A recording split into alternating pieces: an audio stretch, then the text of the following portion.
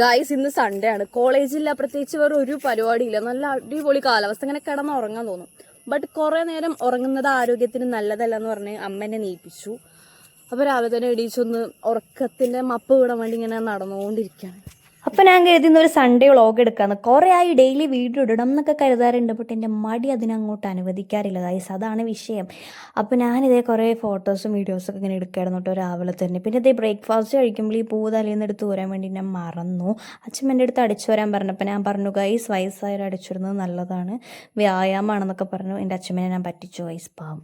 ഇതാണ് എൻ്റെ ഡാഡി, അതാണ് ഞാൻ, പണ്ടത്തെ ഫോട്ടോ. പിന്നെ അമ്മയ്ക്ക് തലയിൽ കുറച്ച് എണ്ണയൊക്കെ തേച്ച് വന്നു. കുറേ ദിവസത്തിന് ശേഷം ഫേസ് പാക്ക് ഒക്കെ ഇട്ടിട്ടുണ്ടായിരുന്നു, ഗുഡ് വൈബ്സിൻ്റെ. പിന്നെ വേഗം പോയി കുളിച്ചു കഴിഞ്ഞപ്പോഴാണ് ഗൈസ് നമ്മുടെ നാട്ടിൽ തന്നെ അമ്പലത്തിൽ പരിപാടി ഉണ്ട്. അപ്പോൾ അവിടെ പോവാൻ വിചാരിച്ചു. ലിപ്സ്റ്റിക്ക്, കുറച്ച് ബ്ലഷ്, ഐഷാഡോ, ഐലൈനർ. ഓ ഗൈസ് സ്മൈല് നോക്ക്. ഓ ഇനി അമ്മേനെയും കണ്ട് അധികം പേരും പറയും ഗൈസ് ഒരേ ഫേസ് കട്ട് ഉണ്ടെന്ന്. ബട്ട് എനിക്ക് ഇതുവരെ തോന്നിയിട്ടില്ല. അമ്പലത്തിലെത്തിയപ്പോൾ ഒടുക്കത്തെ മഴയായിരുന്നു. പിന്നെ നമ്മൾ പ്രാർത്ഥിച്ച് പ്രസാദമൊക്കെ അവിടെ നിന്ന് തന്നെയാണ് കഴിച്ചിട്ടുണ്ടായിരുന്നത്.